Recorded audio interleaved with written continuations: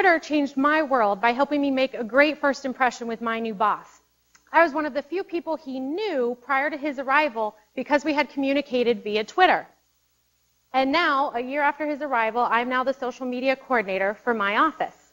Now, as you can see, I manage a lot of different types of social media in my office, but I'm here to tell you that I think Twitter is the best tool to use professionally because you can have instant access to people and organizations in your field, and you can communicate with them immediately. Now, my biggest pet peeve is when people say, I don't like Twitter because I have nothing to say, or I don't want to read a bunch of tweets about what people had for breakfast. And I'm here to tell you that that's what Facebook is for. Twitter is about connecting you to a community of people who share your interests. It's an equal playing field for individuals, companies, and organizations to listen to each other and communicate. It's a place where you can legitimately expect to change the world. Essentially, Twitter is a microblog set up of posts of 140 characters or less. To put that into perspective, that's less than a text message. So everything you say needs to be concise and impactful. Luckily, there's an entire vocabulary devoted to helping us say the most important things with the fewest number of words. And sorry, there are no points for correct grammar or spelling. In fact, you'd be surprised at how much you can say with symbols and numbers. Now, the good folks at Twitter know that this can be daunting for a new organization, so they've come up with a very handy acronym for us to use to tweet effectively. Claire Diaz Ortiz of Twitter actually wrote a book called Twitter for Good, which outlines these steps that I'm discussing. And it starts with asking, why are you going to be on Twitter? Do you want to be a leader in your field? Are you looking to give a behind-the-scenes look at your organization?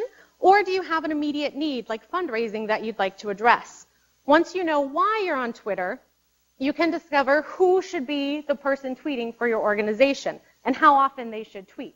If this doesn't sound appealing to you, you should not be the tweeter for your organization. Also, before you get started tweeting, you want to set up some goals so that you don't get lost in your tweets and you don't tweet for no reason.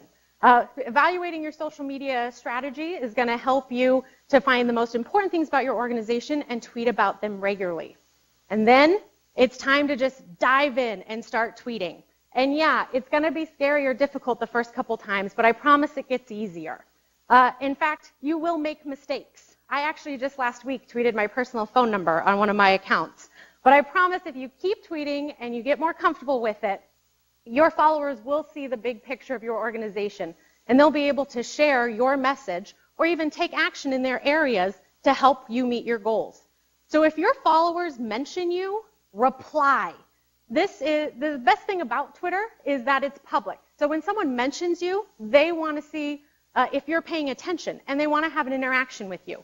This also means you can get the attention of large organizations just by mentioning them in your tweet. Also, if somebody says something great, retweet it.